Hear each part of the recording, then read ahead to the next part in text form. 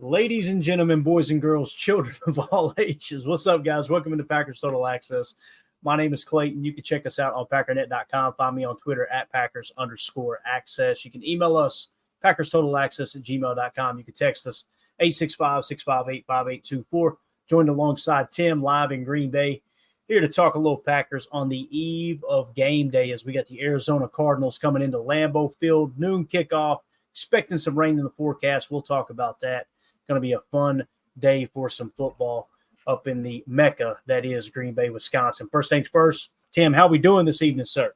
Doing good, man. Happy to be back. Long day on the road. Made it back to Titletown in time. Got through the rain. It's a beautiful day to talk some ball. As we, like you said, it's like Christmas Eve, right? It's like game day Eve. You know, get your excitement in now so we can be nice and calm for the game. Yeah, whatever. Whatever. It's going to be a little chipper tomorrow, and it might be a bit rainy out there at 12:65. So bring your ponchos if you're coming to the game, and bring an extra bottle of whiskey if you're going to the tailgate. Keep yourself warm, you know. Keep them bones warm, right, Tim? We know That's all right. about that. That's right. Since we already mentioned it, let's just dive into it here. We get a couple different references or a couple of different websites. I think this was AccuWeather put out.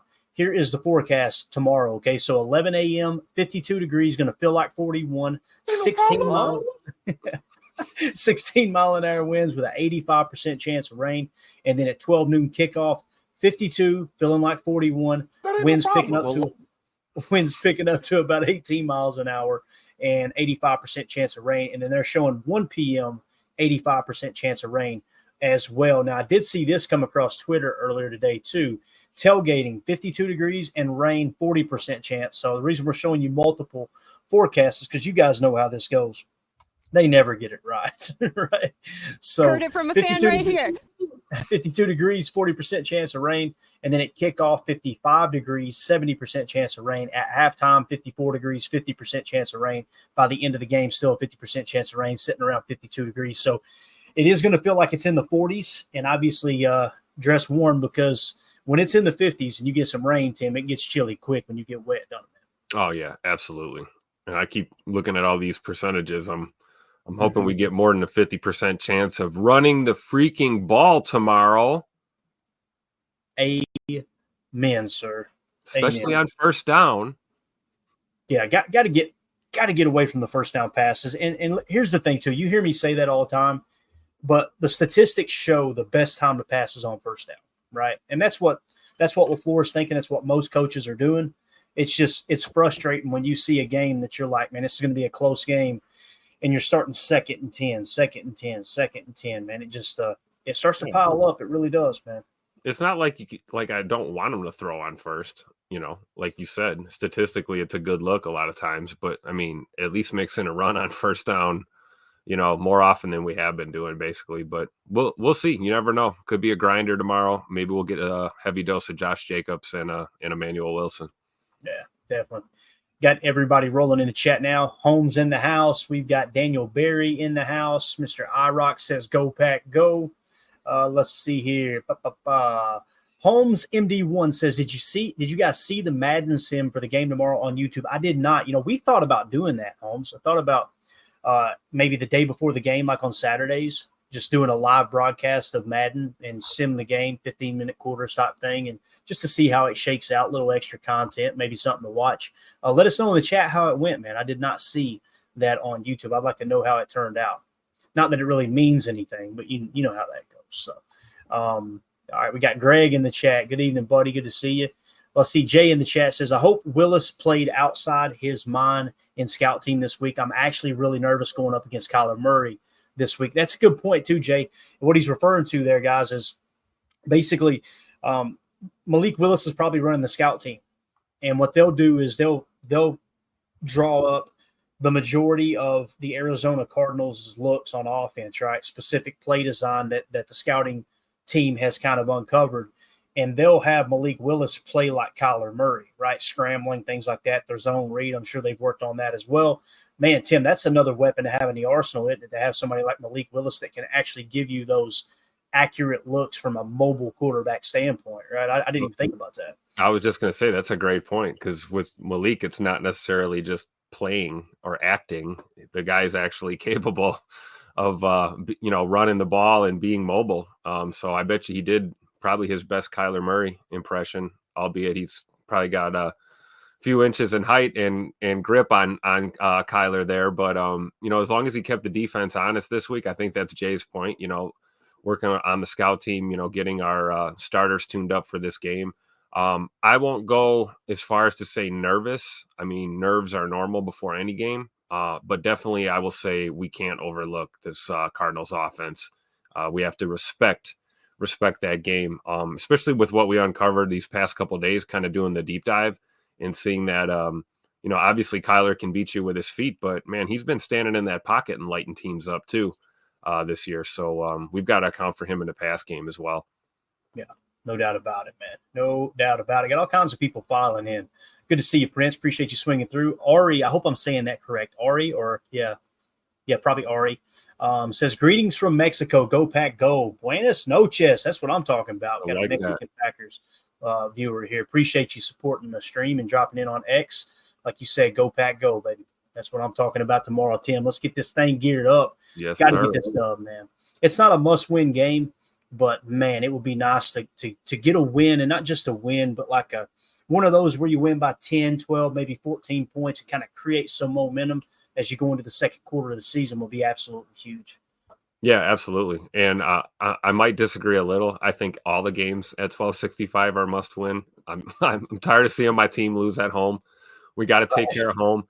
So, this will be good for momentum.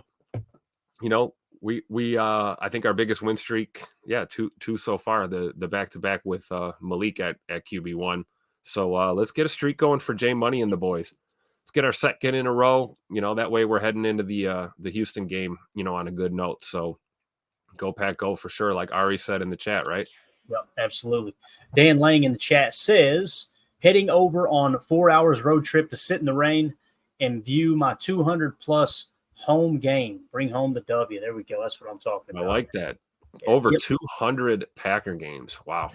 What a life. That's absolutely awesome. Incredible. That's it's going to be us in a couple years, not 200. We don't have a time machine, but you know what I mean. We're going to be attending a lot more games here in the next few years. We're in the process of looking around up there, and hopefully within the next, I don't know, 12 to 24 months, we will have a spot fairly close to Lambeau where the guys can do pods from. We can go up for home games, all that good stuff. But, Dan, you be safe traveling, sir. And, thank you for all those years of going out there and toughing it out in the weather, man, and rooting on the Packers. It's awesome. John Schmidt in the chat says, we were in the third quarter last week, and our average third down to go was 12 yards. Can't happen. Amen. Tim, that's what we're talking about, playing behind schedule, right? You got to play on schedule.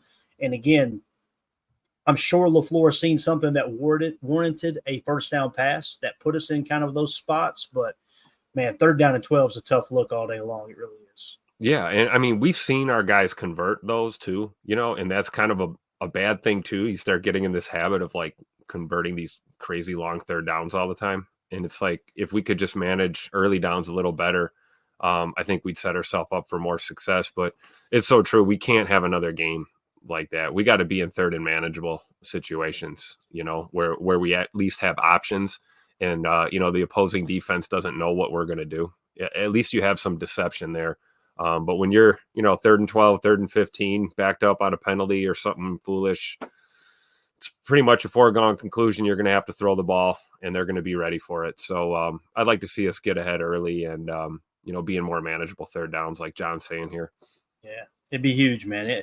It really is one of the secrets to winning ball games in the NFL that most people don't talk about is that play calling and putting yourself behind the sticks consistently. Now, when you hit on a first down throw, man, there's nobody more excited than me. Don't get me wrong. I'm not going, why are we throwing on first down when we hit for a chunk play, right?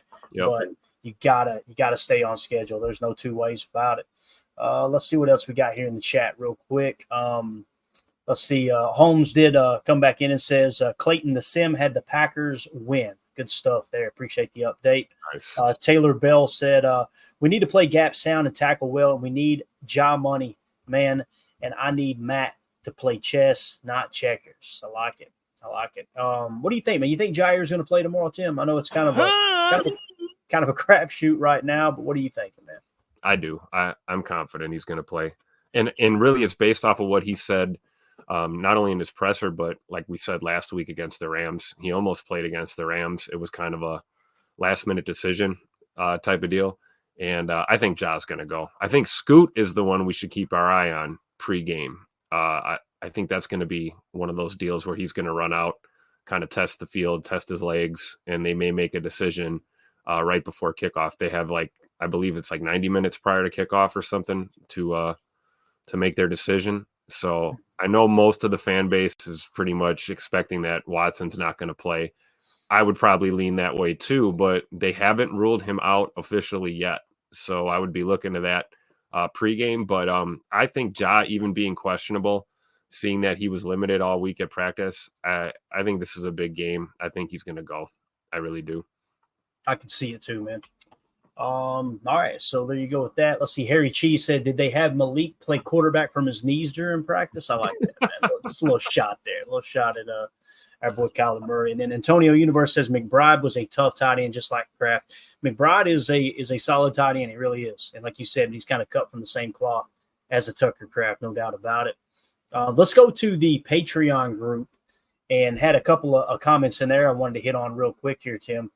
This one here, first of all, Damon Stewart shared that quote that you kind of talked about. I believe it was you last night that was talking about Jair Alexander, talking about Romeo Dobbs.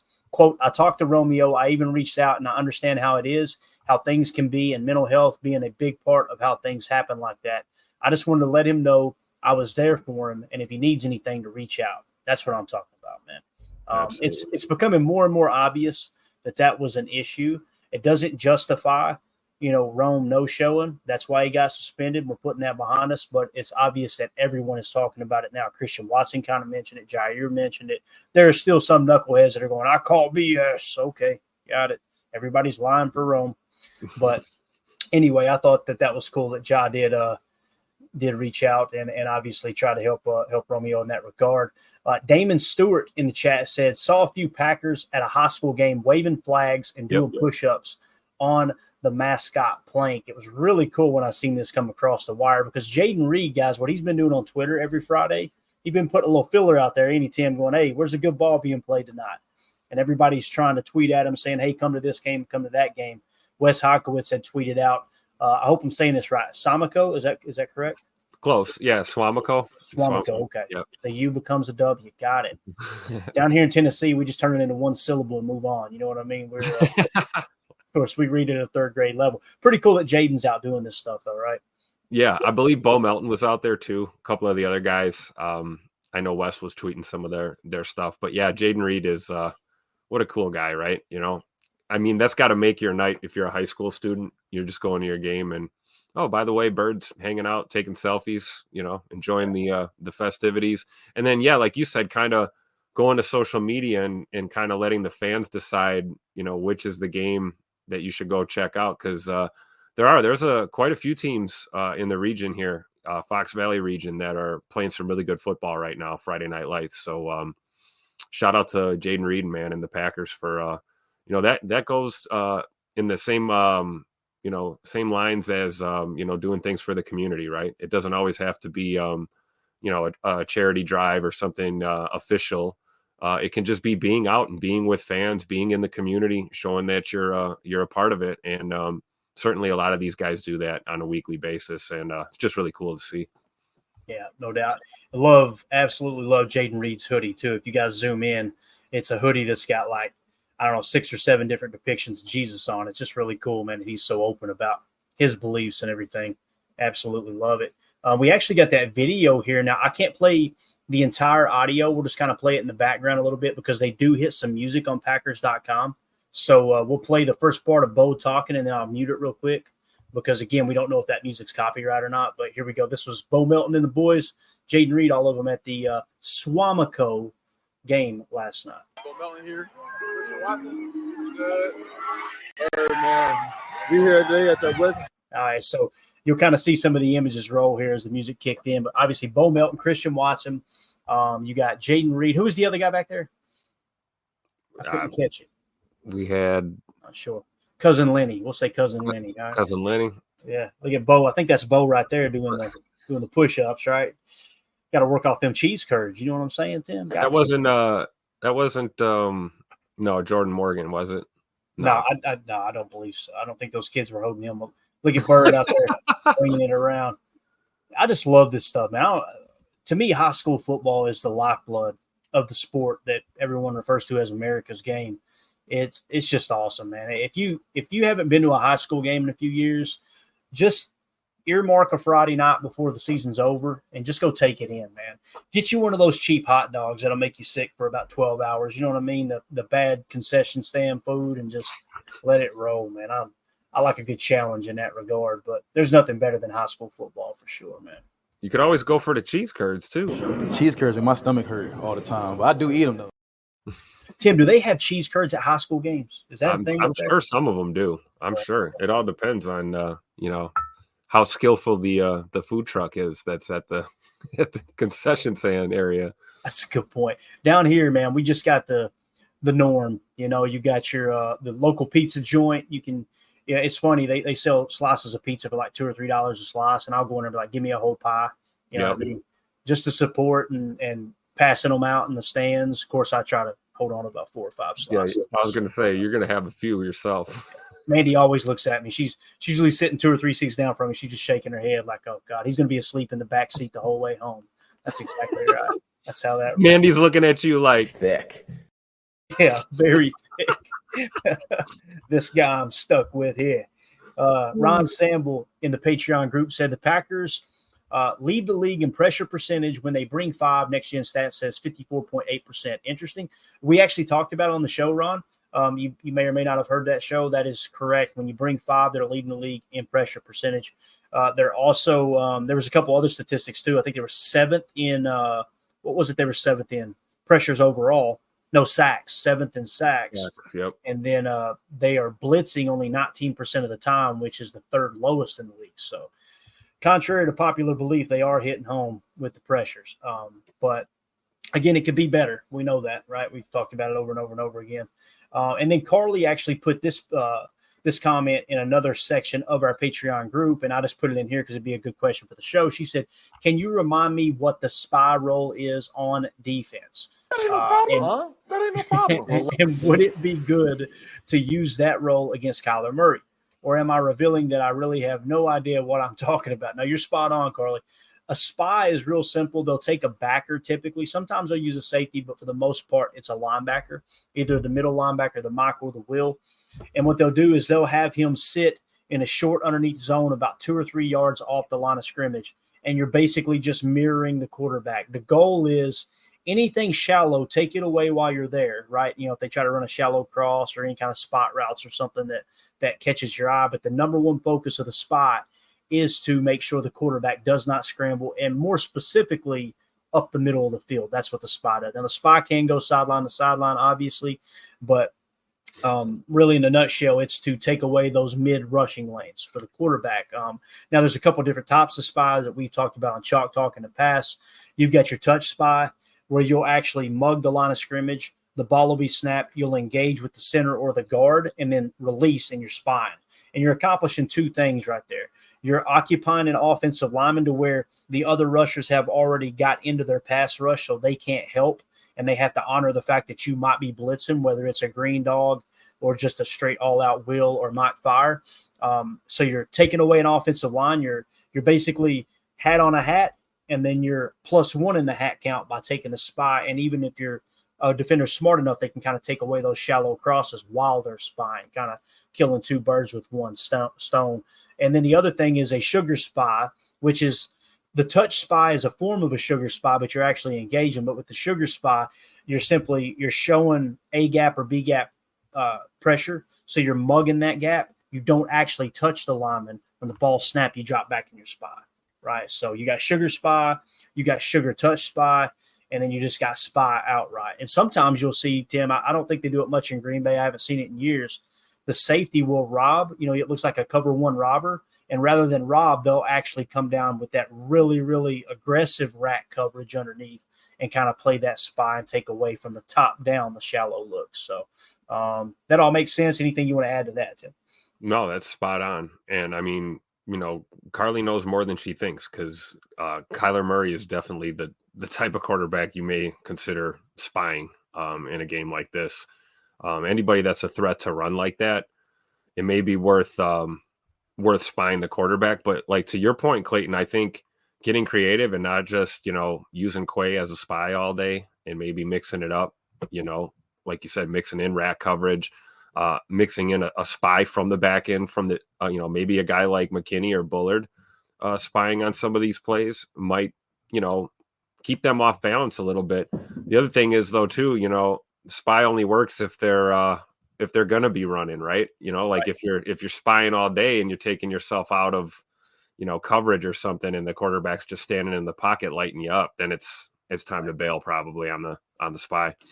And typically they'll run it when they feel really good about, okay, we've got this specific formation narrowed down to, here's 2, maybe 3 concepts they like to run. So let's say they're in a trips or a tray and they want to attack with a flood concept on the outside, and you call a Mabel on the backside, then you feel pretty comfortable that, hey, look, they're not going to run the football, and we need to spy opposite of the trips or tray, because he's probably going to take it to that side of the field if he decides to run. Because if you're in a Mabel and there's no match aspects of that zone defense, then what's going to happen is every defender has got their eyes on the quarterback already. So on that side of the field, you're not worried about. So you'll kind of cheat to the weak side of that play with a little spy. Sometimes the defensive lineman spy too. Yep. It's really, when we talk run stunning, and when you see a lot of these twists, sometimes they're doing that in the run game. And they'll actually, you'll notice Kenny Clark will like occupy a double team, try to free up a looping defensive tackle, and then he'll just kind of drift back a touch, looking to take that running lane away from the scrambling quarterbacks as well. That's somewhat of a form of a spy too. They're just doing it with the illusion of a TT stunt and also that run stunt to kind of take away one of those quick gashers up the middle, if that makes sense. So, yep. Yeah. So, A-Fam in the chat says Sugar Spy sounds like a Starbucks drink. It actually does. It does. Hit them with it right here, Tim. Nate Dog 307 says the pack is back. Just here to tell you, pack is back. You heard it from a fan. I got to fix that. We need that. We got to get that. So again, thanks to everybody in the Patreon. Thanks to everybody in the Patreon group. Scan the QR code in the upper right if you want to join our awesome Patreon community, or just go to patreon.com/Packer Fan Total Access. We got an awesome group of people in there. No arguing whatsoever. It's just unbelievable. It's just all ball all the time. It's a really, really cool group of people. We appreciate everybody in there supporting the stream. So seen this come across the wire too. Thought it was cool. NFL Nerd on X is becoming one of my favorite follows, but I thought this was really neat. It says Cardinals at Packers, Sunday, October 13th, 1 p.m. Eastern time. Last week 6 matchup between these two teams, 1963, and the Packers won 30-7. Look at these shots right here, Tim. This is the olden days. I love this shot right here. Jim Taylor, Bart Starr, little play action pass, looks like it. Man, look at that mud too. They look like they're playing on a baseball field. It's got to be a little diamond dirt there, right? A little diamond dirt there, like the good old days. Yeah, I love it, man. I absolutely love it. Yeah, back when basically everyone wore the same helmet, right? Same 2 face mask options. Exactly. I love it. So shout out to NFL Nerd for just all of his great content. Hey, let's hope we repeat history and have the same kind of final score tomorrow. Yes. Amen. Preach, brother, preach. Let's see if we got anything else. Yeah, mud baths. Yeah. You weirdo, A-Fam. Look at you, sir. He said, I love that mud. Then he said mud baths. It got creepy real quick. Sorry, A-Fam. Come on, we got to. You're an amazing person. You know that, don't you? Daryl said Kraft is good to go. Is that true, Tim? We good to go there, you think, man? I believe so. I believe so. Chuck Norris, it's going to, nothing's going to keep him out, man. I think he's good to go. Yeah. So, it's a good point. He wasn't listed as questionable, right? So he is good. Tucker Kraft, no game status. So, yeah, great job pointing that out. as it looks like Tucker Kraft will be ready to go. That's going to be huge, absolutely huge, man. And again, I think this game is it's just paramount that the Packers get a win here at Lambeau. Like you said, man, get back in the win column on your home turf, protect 1265, all those things you always talk about.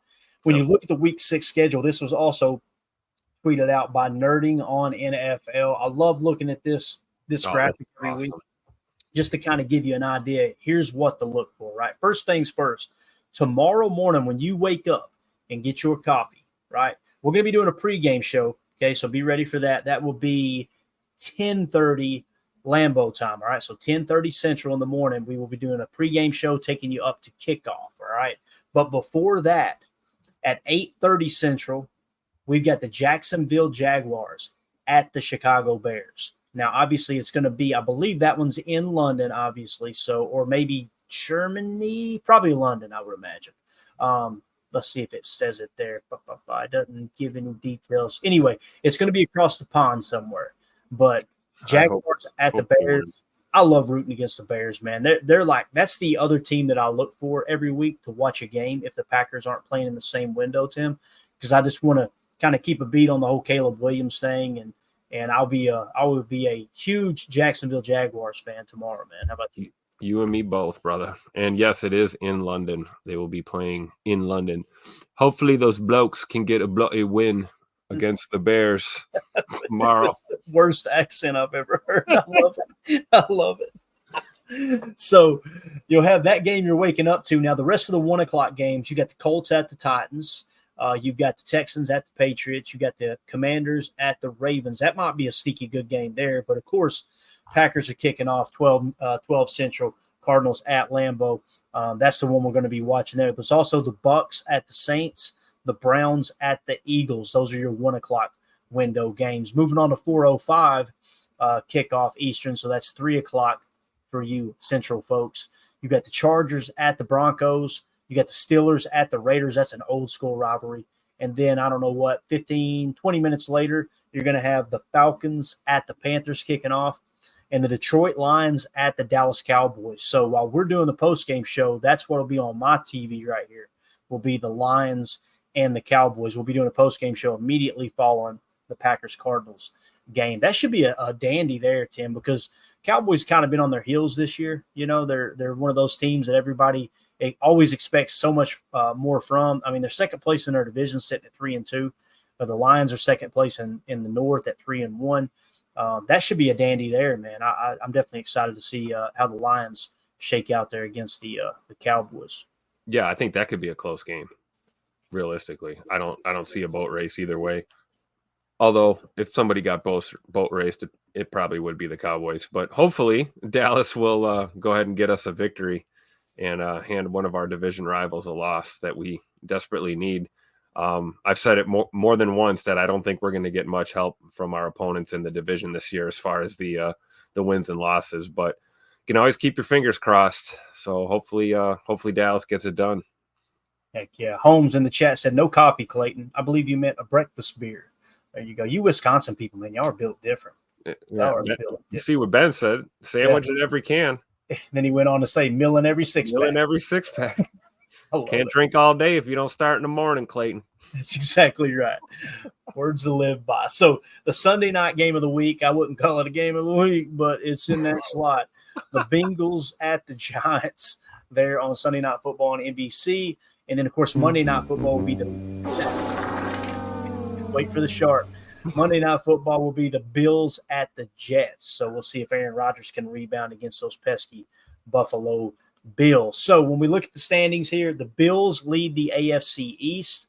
The Jets are in second place, believe it or not, in the AFC. The AFC East is still, I mean, if the Jets get hot after firing Saleh here, they might go on a run. They got a legit shot because that division is really down, especially with Tua being out in Miami and the Patriots forgetting how to play football now that Bill Belichick's gone. So that'll be a dandy there, man. That's for first place, right? Yeah. That's what that game is, Monday Night Football. That'd be good. Absolutely. I mean, you look at the AFC as a whole, there's a lot of teams that are kind of down. So certainly a team like the Jets, if they could hang around, they could squeak in even as a wild card. Yeah, definitely, man.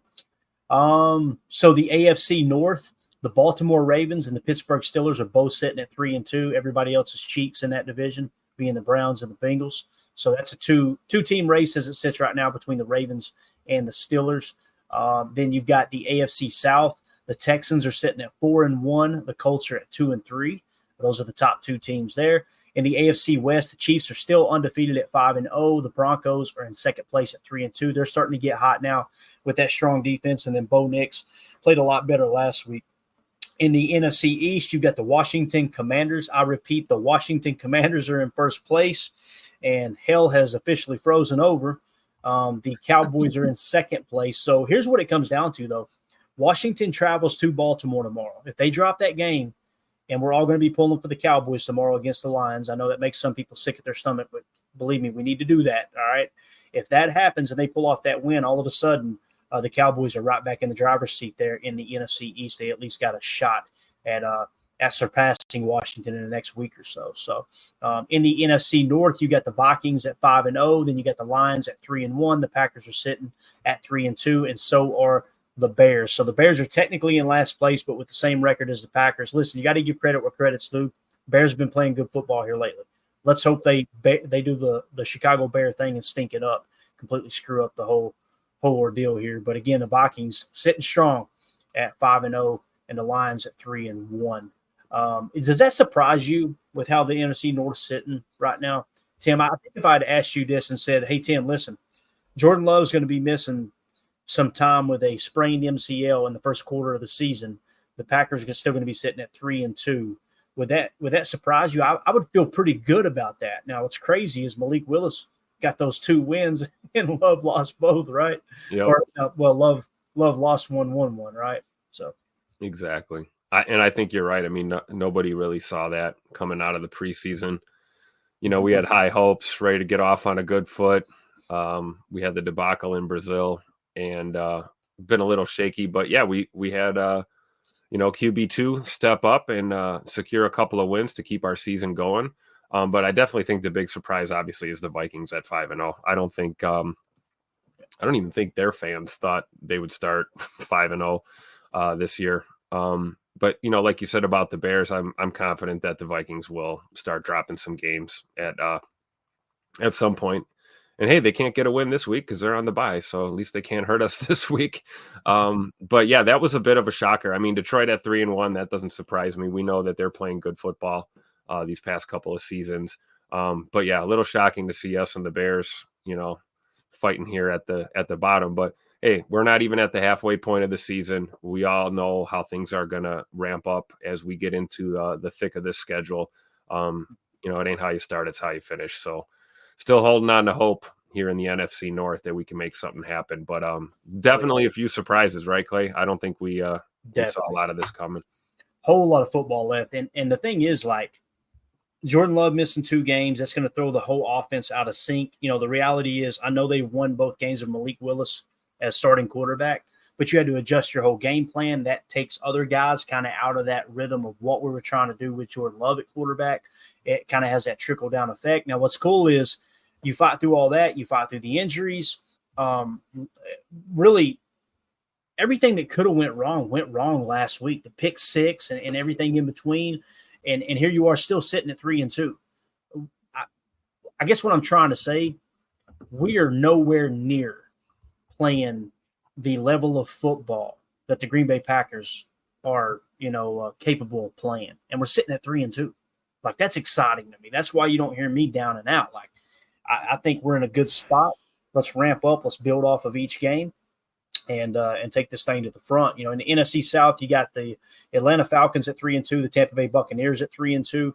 So they're kind of tied there for the NFC South lead. I think the Falcons actually have the edge there. In the NFC West, you got the Seattle Seahawks at 3-2 and the Cardinals at 2-3. What's wild is the Cardinals beat the San Francisco 49ers, right, last week.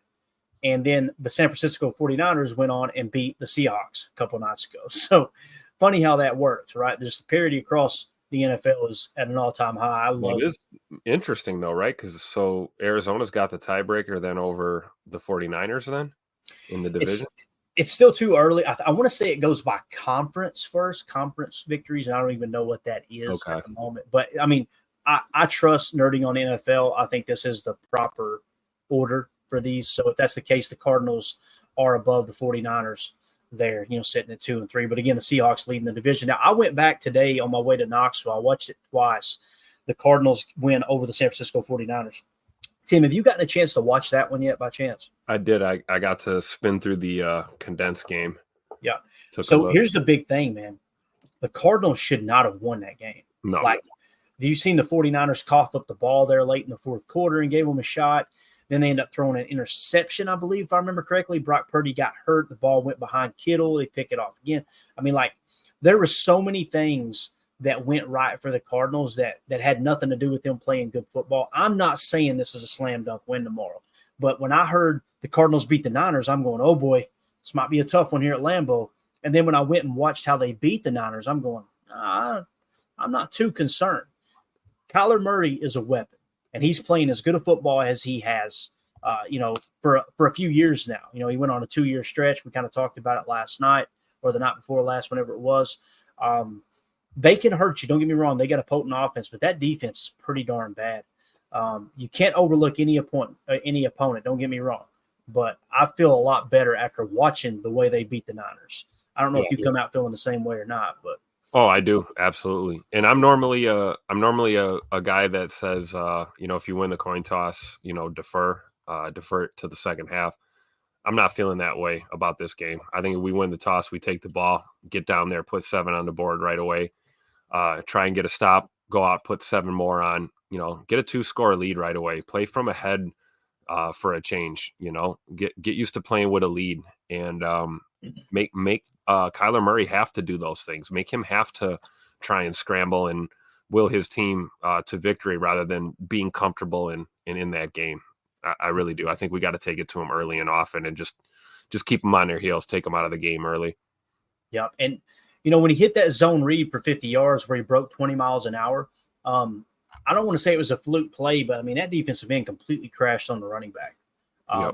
If they don't have that play, whole different ballgame, because that happened in the first – I think it happened in the first quarter, actually, if I remember correctly. So that's another play that, like, if they don't have that huge gainer there, that touchdown run by Murray, they probably don't even complete the comeback there in the fourth quarter, really. Right. So I know ifs and buts for candy and nuts, we'd all have a Merry Christmas. I understand, but same time, man. Whereas my dad used to say, if ifs were fists, we'd all be drunk, right? That's the redneck version of that. But you're right, though. We got to play balanced and disciplined on defense. We cannot get caught with our hand in the cookie jar, because just the slightest little seam or the slightest little bite the wrong way, and it's 20 yards up the seam with that guy. So we've got to account for him. And even all the spying in the world isn't gonna take that away if we're not playing disciplined football. Yeah, definitely. All right. So when we look at the passing leaders, Geno Smith leads the league in passing yards. Dak Prescott is second, CJ Stroud third, Brock Purdy fourth, and Kirk Cousins in Atlanta is fifth. Most rushing yards in the league, Travis Henry first. Did I say Travis Henry? Derrick Henry. Boy, that was a blast from the past. Derrick Henry, 572 yards. He's averaging 6 yards a carry. Then you've got Mason from the 49ers, this guy that's just kind of emerged, behind Christian McCaffrey, who's obviously out with the injury there. He's got 536 yards, averaging 5.1 a pop. Then Saquon Barkley at 435 yards, 6 yards a pop. And then we got our very own Josh Jacobs is fourth in the league in rushing at 402 yards, averaging 4.5 yards per carry. Chuba Hubbard after him at 393. So there you go. You've got the fourth leading rusher in the league in overall rushing yards. Okay. Then when it comes to receivers, the leaders in receiving yards is Nico Collins with the Texans, Jamar Chase with the Bengals, Justin Jefferson with the Vikings, DK Metcalf with the Seahawks. And then we got our very own Jayden Reed is in fifth place at 414 yards. He's averaging 19.7 yards per reception, which leads the entire league, I'm pretty sure, when it comes to you remove all the minimum snaps, obviously. So he's definitely leading all of these receivers in the top 5, with the closest one being Nico Collins at 17.7 yards per reception. Pretty cool that Jayden Reed, even with playing with Malik Willis and having that offense geared around the running game for 2 of those 5 games that we played now, he's still 5th in the league in receiving yards, Tim. I think you're going to see him climb right back up this list as Jordan gets even healthier. Oh, I agree. And, he may move up a couple of rungs. Obviously Nico Collins going to IR, so that's going to give Bird a chance to get some games and probably climb up this list a little bit. But, this is all like, cherry on top here. This is, individual stats. I'm sure if you talk to Jayden Reed, he wouldn't care about this. He wants to get dubs for his team. But, when you have individual success, it does. It helps your team. And the more guys we can have that are getting hot, feels good to see Josh Jacobs up there and Jayden Reed up there when you're talking about top 5s here in the NFL. Hopefully we can add some more players to those lists as the season progresses. But I think one of the things, like you mentioned, with us being kind of run heavy in those Malik Willis games, that just shows you what an asset Jayden Reed is, because he still succeeds even despite the different game plans that maybe were geared away from the pass. You saw him catching a lot of those swing passes out of the backfield. We saw the jet motion. We saw the yo-yo motion, orbit motion. Reed is deadly wherever you put him. Boundary, slot, backfield, doesn't matter. The guy's a spark plug, and they call him Bird because he can fly. And the numbers are proving it right now. So it's just great to see. Yeah, definitely is, man. And when you look at the most offensive yards per game from a team standpoint, the Ravens are first, the Niners are second, the Lions are third, the Packers are 4th in the league at 392.6 yards per game. The Commanders are 5th at 392.6, actually tied for 4th with the Packers, the exact number there. So the Packers are the fourth best offense in the league when it comes to offensive yards per game. All right, now least yards allowed. So this is your defensive stat of yards allowed per game. The Titans are number 1. The Jets are number 2. The Broncos are 3. The Texans are 4th. And the Chargers are 5th. Now, obviously, you guys know how I feel about yards. I think they're important, but the most important stat is the points per game allowed. The Packers are now, they've climbed up to the 13th ranked defense in points per play allowed, okay? At .338, they are 13th currently as the way that sits. And obviously, they're still leading the league in turnovers per game as far as takeaways, I should say. So thank you, Xavier McKinney, sir. So, let's see here. Prince says, surprised the Titans D is still on top in yards. Yeah, they've been solid in that regard, no doubt, Prince. The problem is, one of the problems they're running into is Will Levis just keeps giving the ball back to the other team, right? That hurts some of the other stats. Imagine if Will Levis hadn't turned the ball over half as much as he has. That yardage is probably even closer to 200 yards per game, honestly, with those extra possessions. Harry Cheese in the chat says, if McKinney gets a pick 6 in this game, you might as well just hand him Defensive Player of the Year. Holy cow, man. That ain't no problem. That ain't no problem. Well, on in the pivot who said pick 6 for McKinney in game 6, please. Sign me up. I'll take 2. That would be so sweet. So sweet. And here's Holmes again talking about the Madden Sim game had Green Bay locking down the Cardinals running game. That needs to happen. Really, really does. And I'll tell you, man, the big thing is James Conner. I think it's his name. Their running back, solid, like the 7th highest graded running back in the league this year, as well as just he's a solid back. He's a bruiser. That was one thing that did kind of pop off the screen there in the Niners game, Tim. I don't think he would have been as effective had they not climbed back in the game. He probably would have got far fewer stats, but he really did, man. He kind of he's coming to his own out there in Arizona. He fits that scheme pretty well. Josh Vallandigham says Clayton eats biscuits and gravy as a hobby. That is correct, sir. I'll tell you something that I've been turned on to here lately, Tim, that I'd never tried before in my whole life was, if you ever put any like real legit maple syrup on a fresh baked biscuit? Oh, yeah, of course. Well, that's the first time I tried it. I was like, what is this sorcery? This is unbelievable.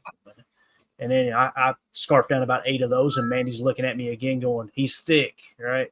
So that's how that works. But Josh Vallandigham gifting 5 Packer Fan Total Access memberships. Appreciate you, buddy. You are the man. Here's the guy. There you go. We need to have that automatically trigger somehow, where if somebody does a super chat or gifts a membership, it just needs to hit that audio for us. sports. So anything else you want to look at on this graphic here, Tim, before we move on, sir? No, I think we covered it. Looks good. I love that. Again, man, we're going to do that every week. It feels kind of old school too. I remember when I was a kid getting the newspaper and trying to look at the games that coming week, and it'd have a couple of key statistics. Oh man, it's just awesome. Love it. All right, so there is that. Why don't we actually need to wrap this up, don't we? You know what? We won't. Yeah, let's go ahead and wrap it up. For those of you listening on the pod, thank you for making us a part of your day here. We will be back on the other side for hour 2. We appreciate y'all.